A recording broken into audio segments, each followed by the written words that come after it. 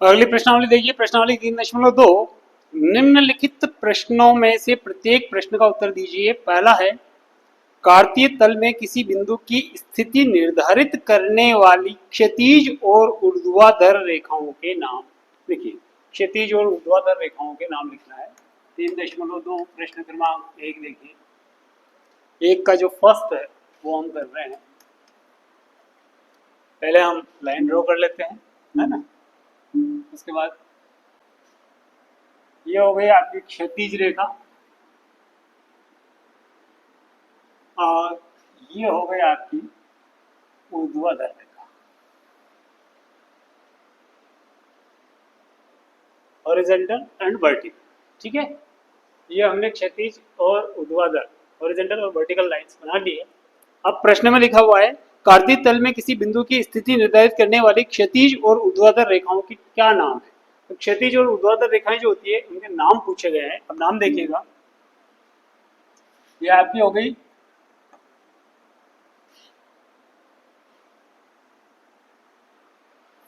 ये क्षैतिज और ये ऊर्ध्वाधर। क्षैतिज रेखा जो होती है उसको हम एक्स अक्ष कहते हैं, ठीक है, और इसको ऊर्ध्वाधर रेखा को हम वाई अक्ष कहते हैं। इसमें क्या होता है, क्षैतिज और ऊर्ध्वाधर रेखाओं में 1 2 3 4 5 6 7 8 9 10 -1 -2 -3 -4 -5 -6 -7 -8 -9 -10 ये चलता रहता है। 1 2 3 4 5 6 7 8 -1 -2 -3 -4 -5 -6 -7 -8 -9 ये चलता है। 1 2 3 4 5 6 7 8 9 10, ठीक है। -1 -2 -3 -4 -5 -6 -7 -8 -9 -10, 1 2 3 4 5 6 7 8 -1 -2 -3 -4 -5 -6 -7 -8 -9 -10। अब इसमें आपको कोई बिंदु दर्शाने के लिए कहा जाएगा। मान लो कि आपको 7 9 दर्शाना है या 7 7 5 दर्शाना है, ठीक है। तब आपको केवल निर्देशांक दे दिए 7 5 को दर्शाना है इससे, तो 7 5 को किससे दर्शाएंगे भैया। पहला जो निर्देशांक होगा वो आपका एक्स अक्ष को होगा और दूसरा जो निर्देशांक होगा वो वाई अक्ष को होगा। ये फिक्स है, ये फिक्स है कि जो पहला निर्देशांक है वो एक्स अक्ष वाला होगा और जो दूसरा निर्देशांक है वो वाई अक्ष वाला होगा। तो एक्स अक्ष पर 7 कहाँ आ रहा है, यहाँ आ रहा है, और वाई अक्ष पर 5 कहाँ आ रहा है, यहाँ आ रहा है। तो ये दोनों एक दूसरे को जिस जगह जिस पॉइंट पर क्रॉस करेगी वो पॉइंट हो गया आपका 7 5। समझ में आ रहा है। मान लो 5 7 दर्शाना है तो x में पहला x का होगा, 5 7 होता तो ऐसा होता, ये x का और ये y का, ठीक है ना। तो x में 5 और y में 7, दोनों का क्रॉस पॉइंट जहाँ आएगा वो हो गया आपका 5 7। ये ध्यान रखिए। माइनस में भी हो सकता है। मान लो आपको कह दिया जाए कि -1 और -5 को दर्शाए, तो x में -1 और y में -5, x में -1 यहाँ आ गए, y में -5 यहाँ आ गए, तो ये वाला पॉइंट बनेगा। समझ में आ रहा है। इस प्रकार से आपको दर्शाना है। अच्छा, अभी क्या होता है इसमें, चलो आगे करते हैं, सब समझ में आ जाएगा। तो ये पहले प्रश्न का जवाब है, कार्तीय तल में किसी बिंदु की स्थिति निर्धारित करने वाली क्षैतिज और ऊर्ध्वाधर रेखाओं के क्या नाम है। तो क्षैतिज रेखा का नाम है एक्स अक्ष और ऊर्ध्वाधर रेखा का नाम है वाई अक्ष, ठीक है। ये x इधर माइनस की तरफ हम x देश से प्रदर्शित करते हैं और ये y है, y में भी ऋणात्मक जब मान की तरफ y देश से प्रदर्शित करते हैं। अच्छा, ये जो x अक्ष और y अक्ष है, ये जो है ये कार्तीय तल को 4 भागों में विभाजित करता है। कितने भागों में विभाजित करता है, 4 भाग। देखिए कौन कौन से 4 भाग हो गए। ये हो गया आपका पहला, ये हो गया आपका दूसरा, ये हो गया आपका तीसरा और ये हो गया आपका चौथा। काउंटिंग कहाँ से स्टार्ट होती है, वहां से ध्यान रखिएगा। पहला दूसरा तीसरा चौथा, प्रत्येक भाग एक चतुर्थ अंश होता है, चतुर्थांश कहलाता है। क्या कहलाता है, चतुर्थांश, ठीक है, चतुर्थांश। ये आपका प्रथम चतुर्थांश है, ये आपका द्वितीय चतुर्थांश है, ये आपका तृतीय चतुर्थांश है, ठीक से, और ये आपका चतुर्थ चतुर्थांश है। अब किसी भी बिंदु को आप दर्शाते हैं, मान लो आपने 6 9 को 6 8 को या 6 5 को या 6 2 को या 6 1 को दर्शाया, तो 6 1 को दर्शाएंगे तो ये 6 1, ये वाला पॉइंट ये प्रथम चतुर्थांश में आ रहा है। आपने मान लो -5 3 को दर्शाया है, तो -5 3 यहाँ आएगा, तो ये -5 3 आपका कौन से में आ गया, द्वितीय चतुर्थांश में आ गया। आपने मान लो -5 को दर्शाया है, तो -5 कहाँ आ गया, आपका तृतीय चतुर्थांश में आ गया। और आपने मान लो 5 -9 को दर्शाया है, तो 5 -9 कौन से में आ गया, आपका चतुर्थ चतुर्थांश में आ गया, ठीक है।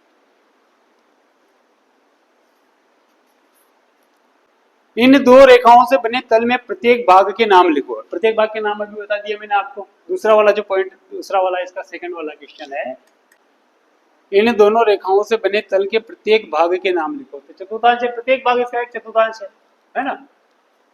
इनको क्रम से हम प्रथम द्वितीय तृतीय चतुर्थ कह देते हैं, पर प्रत्येक भाग इसका एक चतुर्थांश है, ठीक है। उसके बाद आगे देखिए, तीसरा, उस बिंदु का नाम बताइए जहां ये दो रेखाएं प्रतिच्छेद होती है। ये दोनों रेखाएं एक दूसरे को जिस पॉइंट पर प्रतिच्छेद कर रही है, ये वाला जो पॉइंट, इसको कहते हैं मूल बिंदु। क्या कहते हैं, मूल बिंदु, मूल बिंदु कहते हैं। और ध्यान रखिएगा, मूल बिंदु के निर्देशांक होते हैं 0 0। ये ऑब्जेक्टिव में आता है प्रश्न। मूल बिंदु के निर्देशांक क्या होते हैं, 0 0, ठीक है। क्लियर हो गया, फिर से रिपीट कर देता हूं। पहला है आपका, कार्तीय तल में किसी बिंदु की स्थिति निर्धारित करने वाले क्षैतिज और ऊर्ध्वाधर रेखाओं के नाम लिखिए। क्षैतिज रेखा आपकी एक्स अक्ष होती है और ऊर्ध्वाधर रेखा आपकी वाई अक्ष होती है, ठीक है। चलिए दूसरा देखिए, इन दो रेखाओं से बने तल के प्रत्येक भाग के नाम लिखिए। प्रत्येक भाग एक चतुर्थांश होता है, 1 2 3 और 4 चतुर्थांश हो गए आपके पास, ठीक है।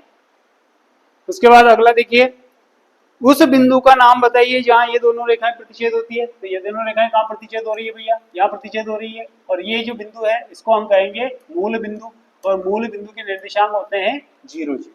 क्लियर। अगला प्रश्न देखिए, आकृति 3.14 देखकर निम्नलिखित को लिखिए। बी के निर्देशांक लिखने हैं। बी के निर्देशांक ये आपका बी है, ठीक है। इसको आप देख पा रहे हैं, ये आपका एक्स अक्ष है और ये आपका वाई अक्ष है। तो एक्स अक्ष में तो -5 और वाई अक्ष का 2 जहां मिलता है उस क्रॉस पर बी उपस्थित है, तो इसके निर्देशांक हो जाएंगे -5 2। क्या निर्देशांक हो जाएंगे, -5 2, -5 2। ये बी के निर्देशांक हो जाएंगे। समझ में आया। एक्स अक्ष का निर्देशांक पहले लिखेंगे और फिर वाई अक्ष का निर्देशांक लिखेंगे, ये ध्यान रखिए।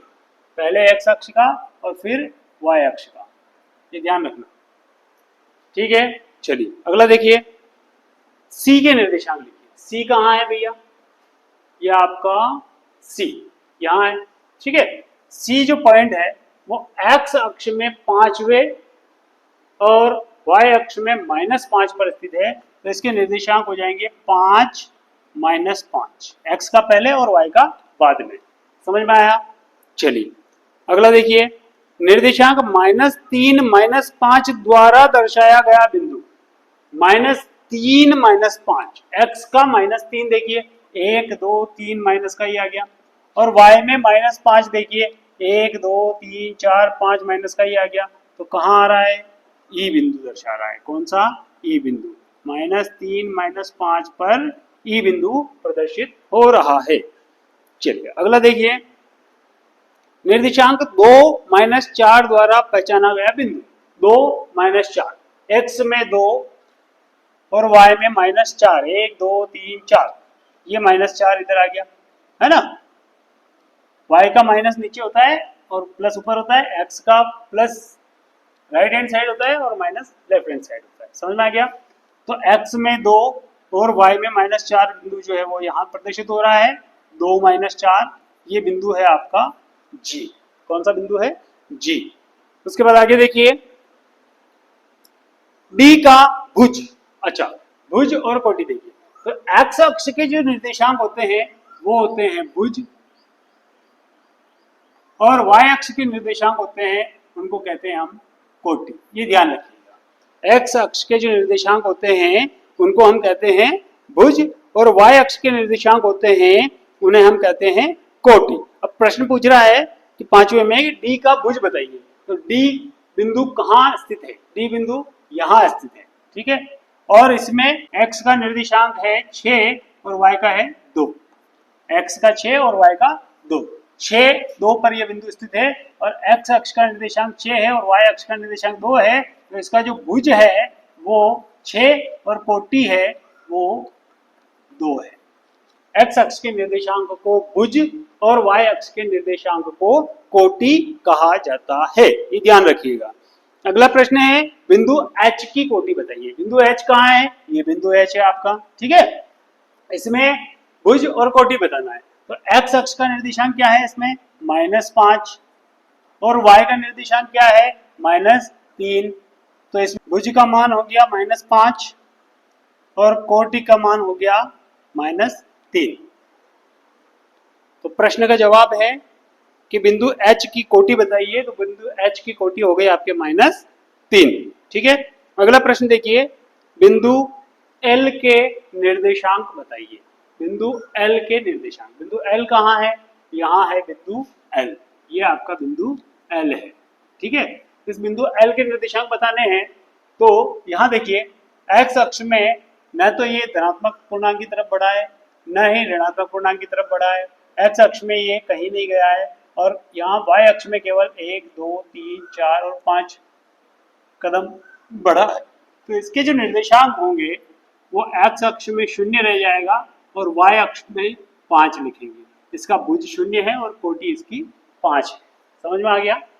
चलिए, निर्देशांक पूछे थे तो 0 5 इसके निर्देशांक हो जाएंगे। अगला देखिए, लास्ट बिंदु M के निर्देशांक लिखिए। बिंदु M के निर्देशांक हमें बताना है। बिंदु M कहाँ है? देखिए बिंदु M है आपका, ये है बिंदु M, ठीक है। यहाँ पर देखिए x अक्ष से कभी भी किसी भी बिंदु के लिए निर्देशांक चलना शुरू करते हैं तो मूल बिंदु 0 0 से स्टार्ट करते हैं, हम यहाँ से चलना शुरू करेंगे। x अक्ष में हम 1 कदम 2 कदम और 3 कदम चले, तो x का जो निर्देशांक है वो गया -3, ठीक है। माइनस की तरफ चले तो -3 हो गया। अब y में ऊपर नीचे गए नहीं, तो y का जो निर्देशांक होगा वो 0 होगा, तो इसका भुज हो जाएगा -3 और कोटि हो जाएगी 0, और इसके निर्देशांक पूछे हैं तो -3 0 इसके निर्देशांक हो जाएंगे, ये ध्यान रखिएगा, ठीक है। मतलब ये कहाँ है? अगर